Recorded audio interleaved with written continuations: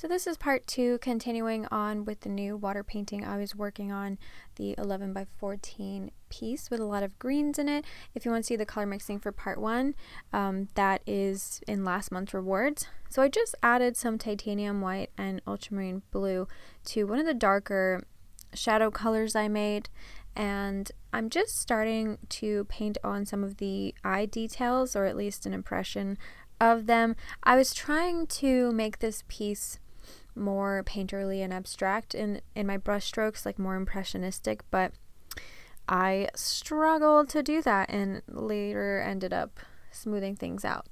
Another thing that was different for this piece is I was using a medium called Neo Megilp. I think I said it right.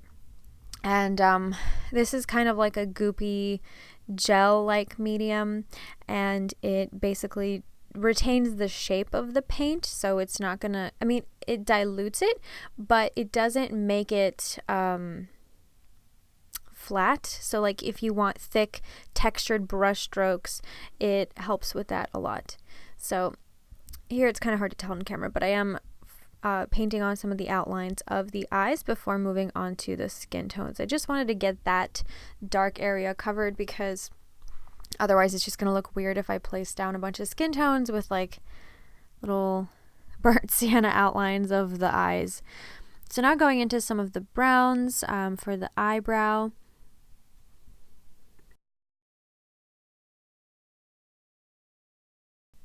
So now I'm picking up the first color I mixed, which was one of the darker pinks, to paint some of the tones on her face, some of the mid-tones, not the highlights, kind of like that in-between color that is in between the lightest parts and some of the darkest parts of the face.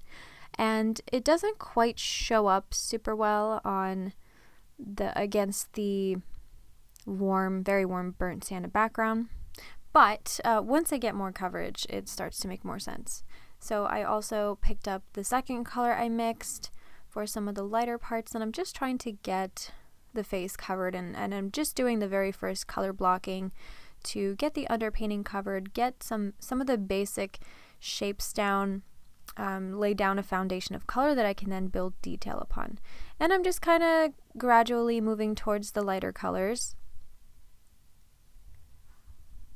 placing down some of the colors on the arm and the lighter parts of the face that are more towards the light source.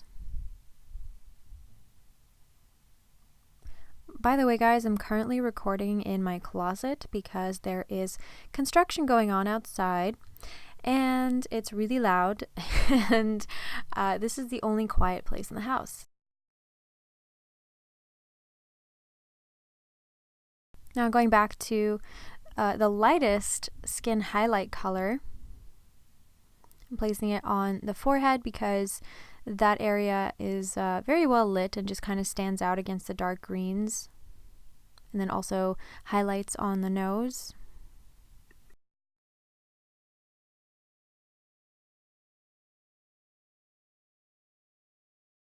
Now moving on to the shoulders.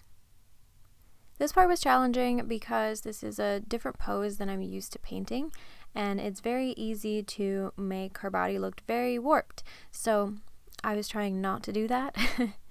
And I'm just trying to paint on some highlights there.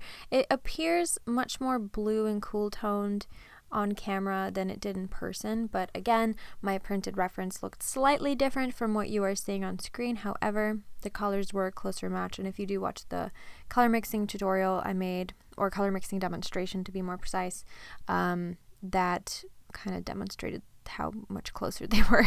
But again, the way the camera records the colors might be slightly different, and I can't do a whole lot about that besides try to edit it back to normal as closely as possible and keep the settings. So now I'm painting the hand on top of her head, which also challenge because it's another shape of a hand or position, that an angle that I haven't really painted before, at least not that I can remember, not exactly like this anyway. So right now she's kind of looking like a scary mannequin. So and my paintings go through this phase when they just don't look right, and right now we are definitely in it. This is my least favorite part. Also, because this was my first time using Neo-Magilp, I was just kind of struggling a little bit to work that medium into the paint and paint with it because it was very slippery. That was the weird thing, is I'm used to jelly type mediums being more of a less smooth application. It definitely dilutes the paint. Okay, right now I'm mixing alizarin crimson with cadmium red light and a little bit of the second skin tone I made.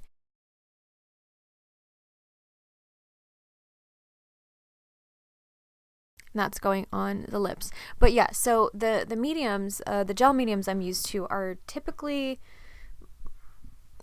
a lot thicker and they don't apply as slippery as this medium did. It was almost like I was painting with linseed oil. However, it did retain the body and the shape of the paint and allowed me to make more textures. So that was a very confusing element because I was having a hard time blending the way I normally do because it was just so slippery. So now I'm just, again, working back on the face. I made color for the lips with alizarin crimson, cadmium red light, and some of the skin tones I created. And then the second color, I just added a little bit of alizarin crimson to it. So you can see that even though I did mix my colors, pre-mix them, I still adjust them as I paint. That's not just set in stone. There's still so many more colors in the painting aside from what I mixed, and all the colors I mix get intertwined amongst themselves, and I bring in colors straight that were straight from my tubes. Now going on to the arm.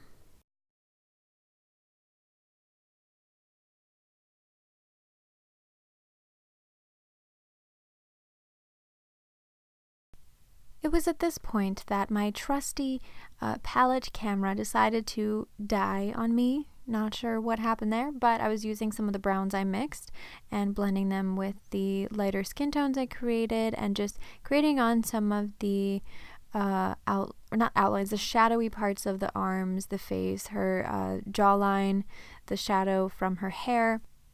Going back to the first color, I actually ended up mixing some more cadmium red light into it. And now I'm starting on the arm, which you can see in the reference. It's much warmer, closer to the tones on her face, actually.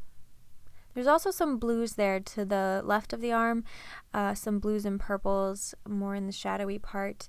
And to the left of the arm where the water begins, you can see it's like kind of a much darker line there. That's where that's not great editing on my part, but I was trying to lighten up the surrounding areas around her because I wanted it to be a brighter green, because as you saw in my first part of the color mixing demo, the original reference without me brightening up the surrounding area was just kind of too dark, a little bit too muted, and I wanted it to look more green, more vibrant, more saturated, so that's why there's like a darker line. It's just the small slight evidence of what used to be before I edited it. So I just picked up some more of the browns, which I'm kind of combining with my warm tones, and now I'm painting more of the shadows near the arm. And to transition from the shadow to the lighter parts, there's always some kind of a warm tone I'm noticing. There's always a transitional color from shadow to light. I always talk about this in like any tutorial ever.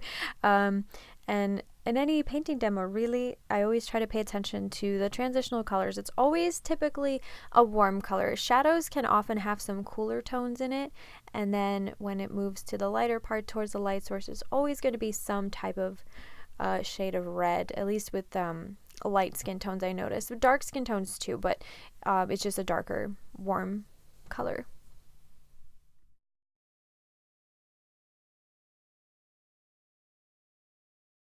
So now I'm picking up some of the browns and just blending them into the skin tones, trying to blend out some of those shadows and give them a softer, more natural appearance.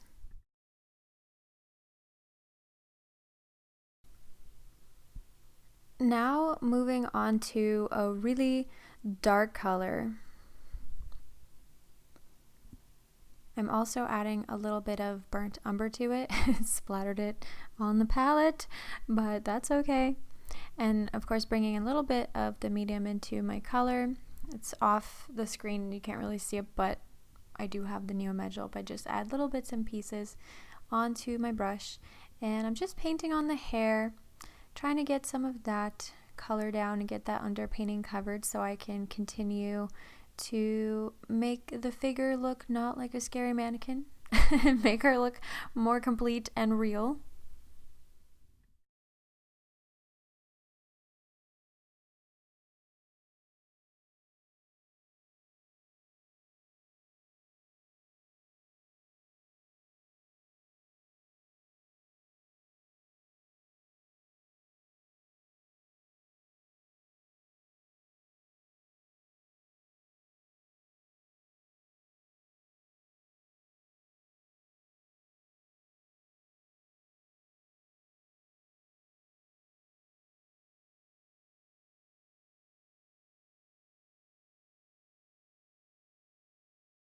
So this part I did not enjoy whatsoever. It's where you have to blend the hairline with the skin and just kind of make it look like a natural thing. It just looks so bad right now. Even just like comparing it, looking at the reference and the painting, it's like, what is that? It's okay though. I'll fix it. I just brought in a little bit of brown there just to create a smoother looking transition, or just the effect of like very faint baby hairs. But again, this is something I will fix later on. This is not the end of the world right now. I'm now moving on to the ear, trying to give some more shadow and shape there. I also don't really enjoy painting ears because they're like this like alien body part that just looks silly to me. And then painting them, it's really challenging. But so for this part of the painting, I didn't actually record palette footage. Both of my batteries for that camera ended up dying, and the third one just like is permanently dead. And you already saw how I mixed the greens for it, so I'm basically just applying the lighter greens where I see them in the reference and the darker greens where I see them. And that's also kind of demonstrated in the smaller oval water piece that I'm making, that there's the other demo for this month. So you can see that there, and also other landscape tutorials I'm going to make. This one I wanted to focus more heavily on the water side of things. However, here I'm painting the hand, so there is some kind of important footage here where you can see how my surface, my panel keeps slipping out on my easel. But yeah, this part's just kind of boring. Just me dabbing on leaves, trying to put them in the chunks where I see them. And next, after this whole leafy section is done, I'm going to move on to the water, which I'm excited for. So before doing any water details, I'm just placing down some of the main green color I'm seeing in the water, just the largest sections of green. I'm not putting detail into it yet. I just wanted to get that color down and then go from there. There are, you can see in the reference, like little tiny sections of blue specks kind of scattered around the reflection of the water. And if you look up at the trees there, you can see there's some of the sky and the light peeking through. So that's what those are. Those will come last. That's not something I'm going to focus on quite yet. Just want to get the major green color down.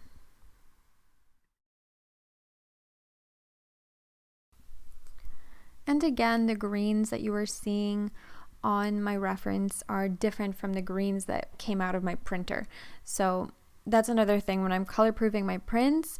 What I see on my screen doesn't always match up exactly to the original painting. So it might look just like the original on my computer screen, but once the inks translate it, it's different. So that's why I do a lot of color proofing and editing, so that when I do, because I want to get that final match. So with painting references, that doesn't quite matter. If I'm happy with how the colors look on my printed references, I don't necessarily need it to look exactly like it does on screen. So the camera also has a slightly yellow tint to the way it's capturing colors right now. So it has a more earthy looking appearance, although in real life the colors came out that way too. So just a heads up, that's why you don't see like a complete identical match to the digital file that you're seeing on screen. It's because what I was looking at in person looked a little bit different, but I'm still leaving that up on screen so you can see kind of a reference for what I was looking at. So now I've begun placing down some of the reflections in the water, and I'm using the colors that I mixed in part 1. They're on the bottom row. I also expanded some of the colors I'm mixing downward, so I've expanded the viewing area of the palette as well, using the lightest color for some of the lighter reflections. I will say these colors weren't the most perfect match. I do adjust them later, and I kind of reshape things a little bit because it ended up being a little too abstract and too impressionistic for my liking.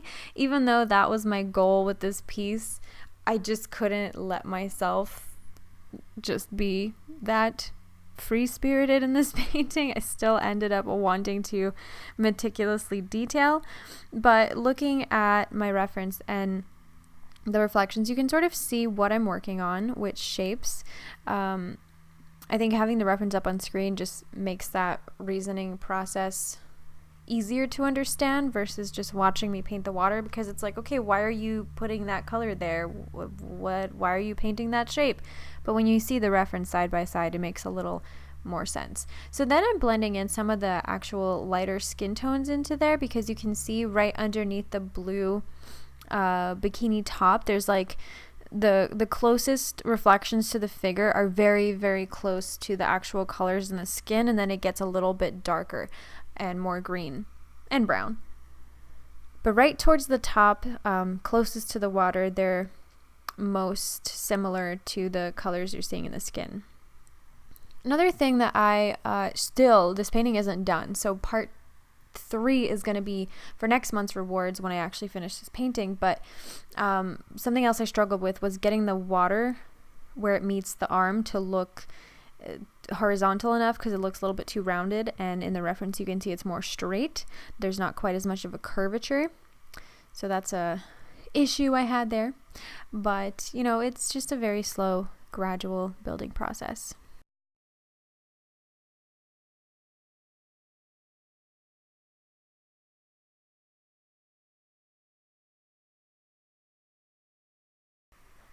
So now I'm painting on some of the brownish, greenish spaces in between the lighter shapes that are broken up within the water.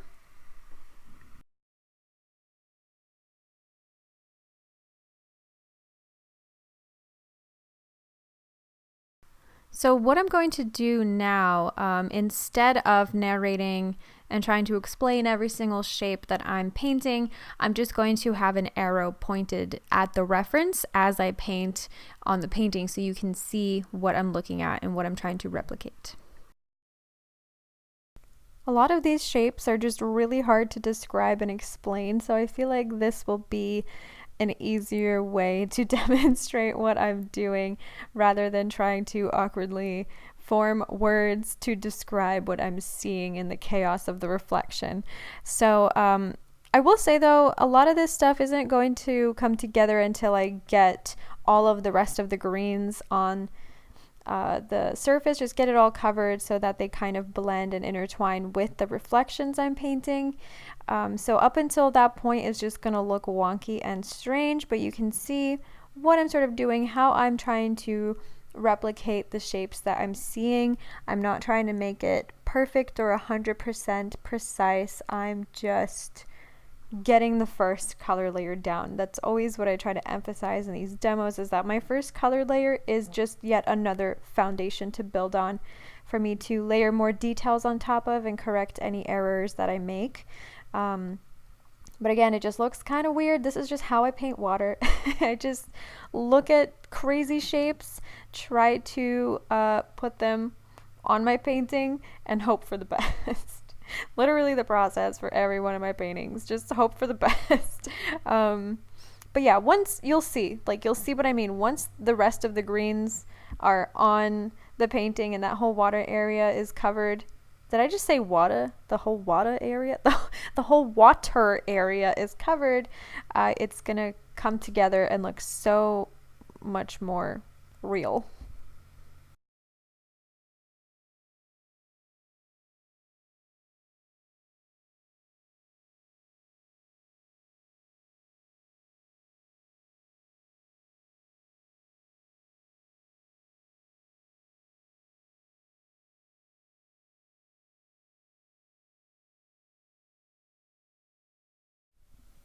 So the areas I'm covering now, you can tell on the reference, are a much darker green.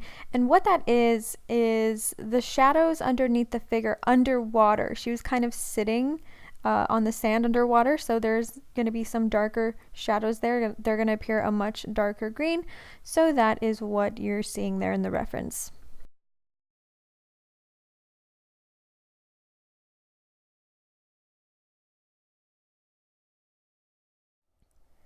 And again, this is not some premeditated formula that I'm following on how to paint realistic water. I literally just have my reference. I pick different points to look at and paint, and my view changes around constantly. As you can see, I move around from different sections. I don't try to meticulously detail one shape at a time. I just kind of spread out. I have one color that I use, and then I see where else I can put that color, and I put it there, and that could be elsewhere in the shapes.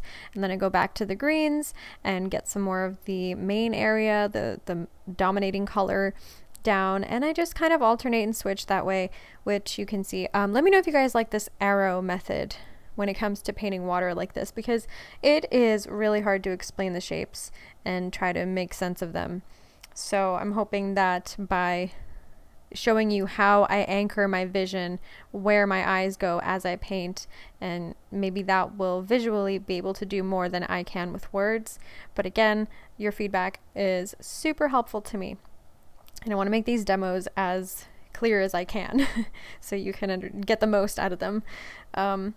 And yeah, this is real time, so this is what me painting water really is like. It's very slow, gradual process. I feel like I've used the word gradual constantly in all of these demos, but I can't help but repeat myself. I end up finding consistencies within my own work as I explain this to you, and so naturally I end up repeating things. So let's go ahead and use a slightly more zoomed in version of the reference, a more close-up picture.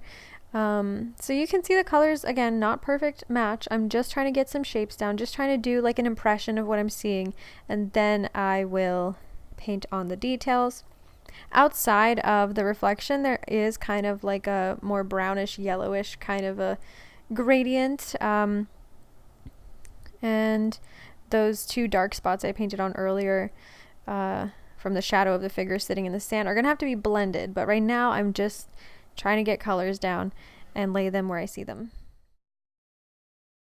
So this whole section that I'm pointing out right now in the reference, I'm still kind of conflicted as to how I'm going to include it in the painting, because the painting's not done yet and I'm still conflicted. So we'll see in part 3 of this demonstration next month what ends up happening, because I'm still deciding. Now blending those darker, much more shadowy green colors into the lighter green, trying to get it to look smooth so they're not just these harsh lines. Now I'm taking some cadmium red light and cadmium lemon, and I've already had an orangey color there, so it's like a dark orange color you can see in the reference. There's some more orange points there, so that's what I'm placing down. Then going back to one of my browns,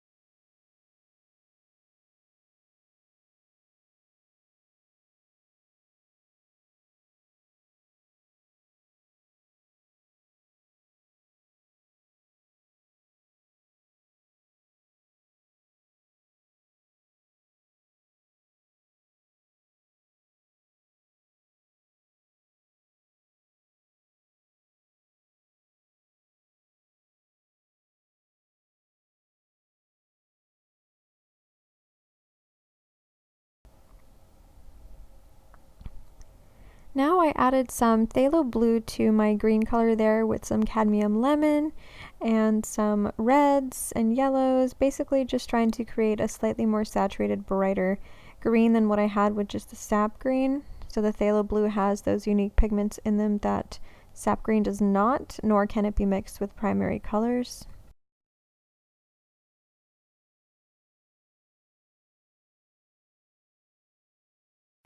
I'm going to speed things along here ever so slightly, just double speed, but I'm at this point just filling in all the leftover empty spaces. I already painted on most of the reflection of the figure and all those wonky shapes. So now I'm just filling in the remaining blank spaces and covering up the underpainting, after which I'm going to go back with a little bit more of the browns and some of the colors that I created for the reflections and just touch them up a little bit, add some more to it.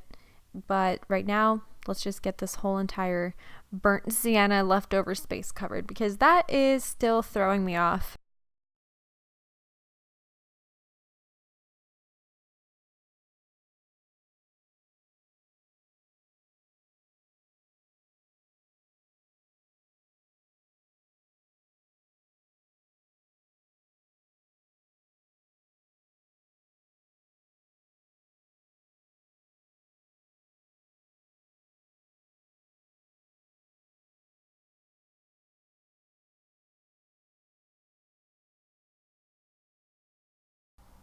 So now I'm going back to some of the browns and making a more orangey, warm color down there. And this is just to touch up the water a bit, just build on some of those details a little bit more. And just kind of put a little bit more reflections in the back and just build up on the greener part of the water. So, because right now it looks very flat, especially around the figure, like around her arm.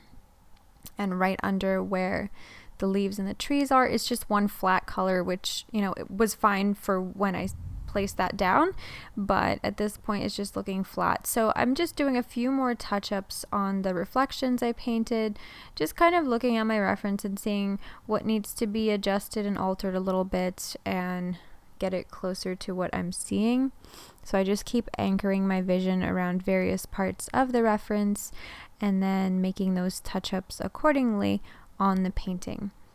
Of course, I'm not really aiming to make it like a perfect match. I don't think that's really possible or the goal for me.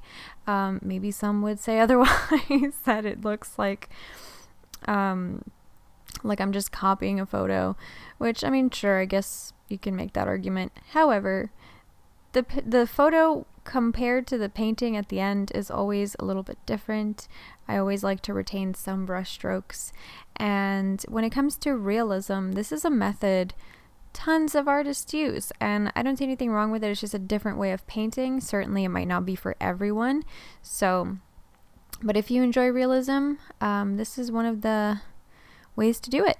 So I did end up choosing to place some of the lighter reflection down in that area I was confused about earlier, and then moving on to some of the water in the back just to give it some more smaller horizontal lines, because the further back the water is, the more horizontal lines and the more close together they are, versus up front it's like big shapes. You can see they get smaller and smaller and more horizontal as they get further back. So it's just touching up the water and trying to make it look more like actual water. Now the last part of this is to get the final bit of underpainting covered. So I'm using some of the blues I mixed, well, that main turquoise, and just trying to cover some of her bikini top. It's like a strapless top with some patterns on it. I wasn't going to try and replicate those patterns exactly as they appear in the reference, because my goodness, that would just take forever. So I just did more of an impression of it, but at the moment I'm just placing down like that solid color and leaving a few blank spaces for the lighter color, which I'm picking up right now, and just placing that in various parts where I see it.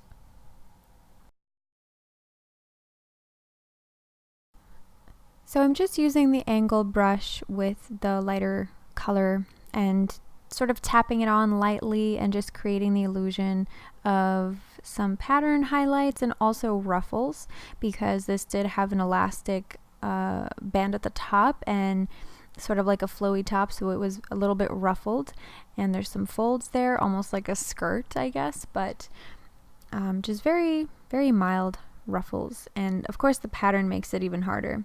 Also, there were little bits of blue reflected in the water right under the top there, so I'm just placing those small blues, or placing those blues into that small area right in the water, right as the water meets the fabric.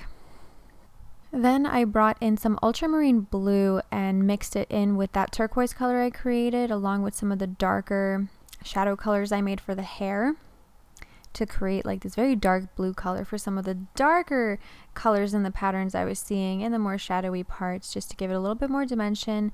And again, I'm not trying to replicate the patterns I'm seeing perfectly, just doing more of an impression of them. And I didn't bother to make a whole separate color for this in part one, as you saw, because it was such a small area of the painting with such small details that I didn't bother. I also just brought in a little bit of green there, and I think I remember mentioning in part one where I was like, oh, I'm not going to mix this. I could just use ultramarine blue. So here we are. That's what I'm doing. And I'm going to speed this along here ever so slightly so we can just blast through this section of the painting. But the underpainting is pretty much done, or the color blocking, the color painting is pretty much done. So the basic foundation that I will be working with moving forward is pretty much complete.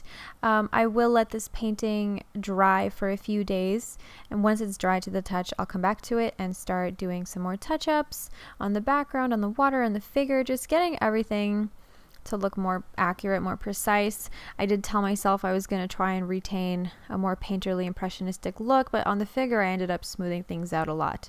So here you can see my palette after several days, and it was dried completely. However, the colors were still usable, so all I did was just peeled off, or scraped off with a glass scraper, because my palette is glass. I scraped off the dried paint. However, those blobs can still be poked through and painted with. So you will be seeing the continuation of this in part 3, and hopefully I think by then I'll be finished and I'll be able to show you guys the finale of the painting, but we'll see how I finish it because it's still not done and I'm still working on this painting.